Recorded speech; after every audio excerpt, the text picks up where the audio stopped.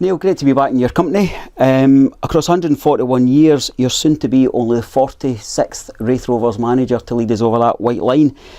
You've had a few days with that crest on your tracksuit. How's it feeling? Very good. It's been a great couple of days. Always the lead up, as you can imagine, there's a lot going on. But yesterday, getting to meet the players, work with the staff, get out in the training pitch, that's what you miss when you're away from it, is working with the players, working towards a game. And that's where it's been great. So it's been an enjoyable start. It's not bad when you come down to your work and there's a 30-foot billboard with a welcome message there and your face smiling away. That's not what I get at my work. How does that feel? No, it's been great. Everyone, it's nice, but everyone's made us feel so welcome. I think, you come anywhere. My kids had their first day back at school yesterday, and they'll come down and they'll have to go through.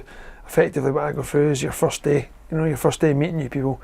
But like the staff, like people like Colin Cameron, like just fantastic. So it's great to have a lot of people that have been here for a long time, know what it means to people, but also just good, helpful, doing everything they can to make me settle in. So it's been a good start.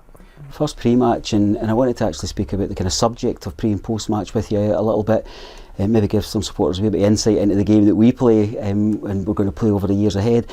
There's sometimes a bit formulaic, last game, next game, injuries, and we always try and stretch that and be kind of creative as we can. What do you look to get out of pre and post-match? What do you look to get across to fans? Oh, that's a good question. I've never been asked that. Big thing I always try, right, to remember, and you can't always get it right, because I've got to consider first and foremost the club, right? What's best for the club and what's best for the team, what's going to help us get the best result on Saturday. So if you ask me about the team, I obviously can't tell you, because I'm sure that clubs that do their homework will watch. So there's things like that. But I'm a football fan.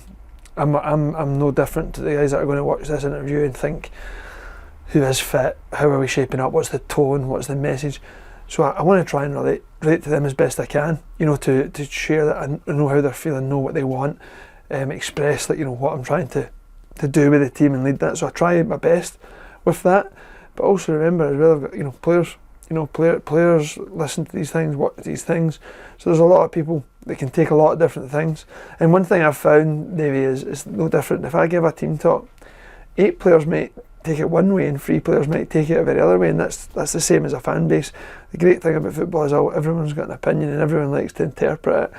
But hopefully I can just give people an insight into where we're trying to take this team and how things are, leading into the game. And post match is very much a quick assessment of how things went and how we're going to progress.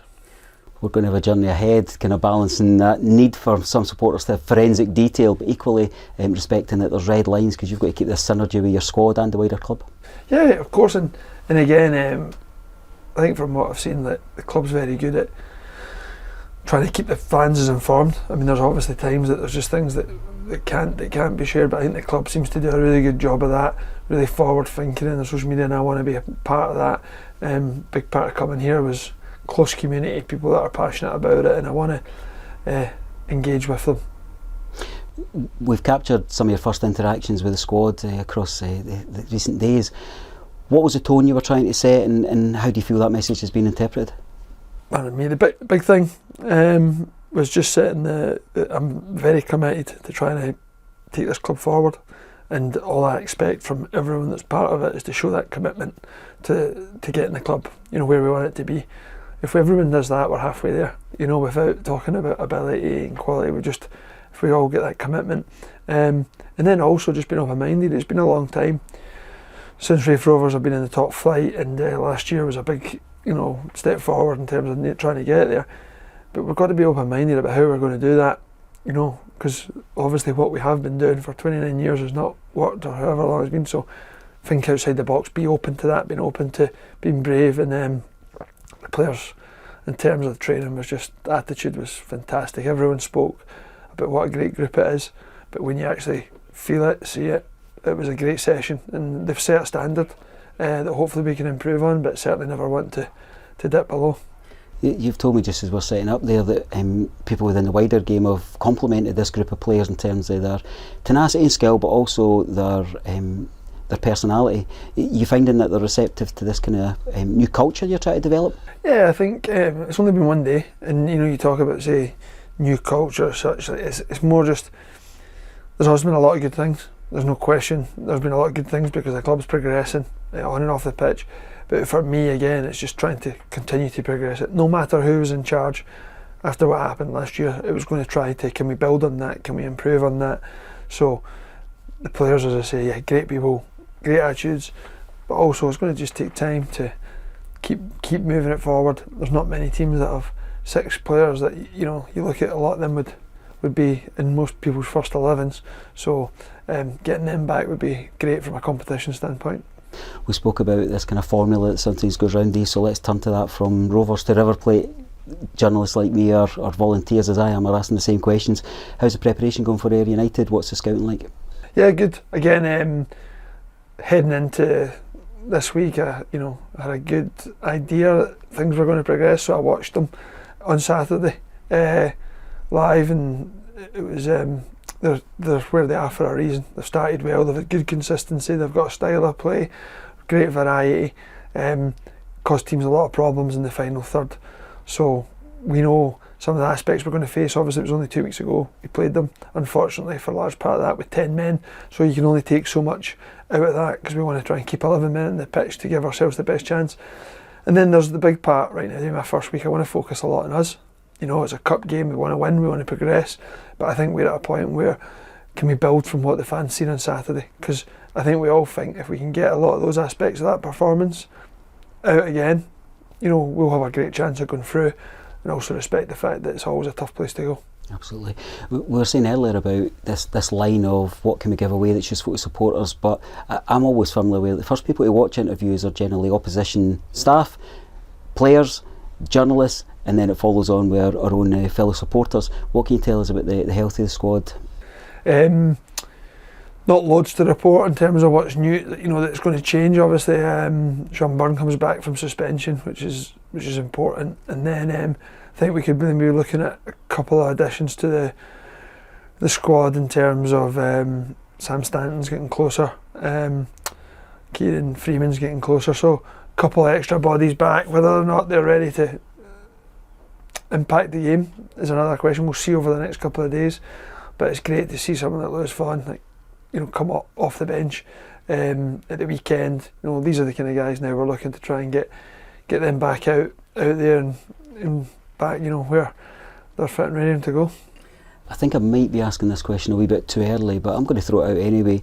I'm sensing that there's a bit of a belief around about the club that we're coming in and it's more about kind of evolution rather than revolution, which is kind of unusual for a manager coming in because of the quality of what that's been done before. Yeah, I think it's quite good because it's quite similar in some respects to the situation inherited at Barnsley, although at Barnsley they'd just been in the playoff final, finished 4th, so you know that there's a lot of good stuff to build on. We then lost the spine of the team, so there were still things to build on, but when you lose key players, I don't think that we've lost any key players as such, so I think the core of that group is still there. So that's very different. So it's like, right, what did they do really well? What are their strengths and attributes? But I always say this, whoever was in charge, if the same person stays in charge, they'd have looked to improve. So anything I talk about an improvement is not to say anything was wrong. I just think in football you can never stand still. So for all the things that were good last year, we need to build on them, improve on this year, and recognise that all other teams are doing the same, At this point in an interview, I always feel the pressure of the South Stand saying, ask the question, so I'm going to go for it. What about the resilience of the squad? How are we pitched in terms of wider squad numbers, any movement with people coming in? I wonder about your own wider scouting network, if you've got some irons in the fire. Yes, we're following this. I'm just going to sit down and go through what our options might look like in the loan market. A little unfortunate in the larger windows closed, but that's something that we will look to explore, because you do look at the division and we're all shopping in very similar pools, so how can we look outside of that? That's more for longer term. Short term, we'll have a list. We'll definitely be looking to strengthen.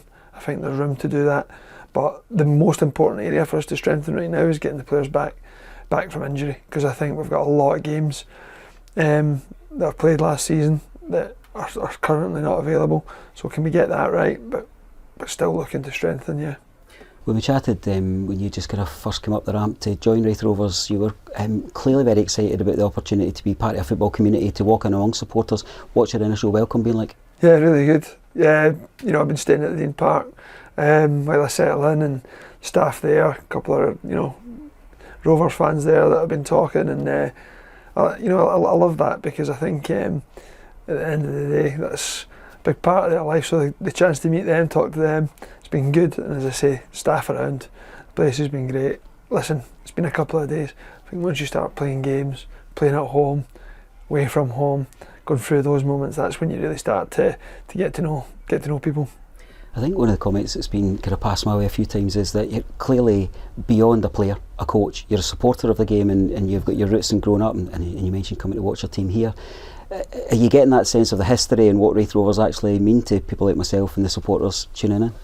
Yeah, I mean, again, say like Raith Rovers were a pretty prominent team in my childhood, when I think Kilmarnock and Raith Rovers were quite often battling it out together, you know, top of the first division at the time, promoted, and then you just look at the history around that time, you know, playing Bayern Munich and Bayern, things like that. I think the stadium, you know, particularly the entrance and that, I remember it as a player, it's pretty unique. So all these things, and I always believe that each football club's the most important to that specific set of fans. Not, you know, one being, some might be bigger and have more fans, but I know how important it is to the people of Raith. So yeah, definitely. And I think being a football fan helps at times. Then other times I have to put my manager head on and recognise that the emotional side of it, that's where fans have the passion and emotion that I certainly have, but sometimes have to try and you know, suppress that a little bit to just do what's best for the team. Great, I'm delighted that I don't need to get the PowerPoint presentation out in part of your induction. Tell us about the most important thing. I get to hand over and say, speak to Raith Rovers supporters. A lot will be heading down. It's an early kick-off on Sunday. We're looking forward to it. International games lead up, but for some of us, our world just revolves around Raith Rovers. What do you want to say to them? I'd just say, keep getting behind the team the way you have done for all these years. I understand that expectations have been raised because of what's happened on the pitch, what's happening on the pitch, off the pitch, and we're doing absolutely everything we can. And if the team can keep giving the performances that they did on Saturday, I know that the fans will get behind that, and I think if we do that, the results will follow. And yeah, but just as I say, keep being the supporters that they've been. Looking forward to chatting with you after the game on Sunday. Can't wait. Thanks, David.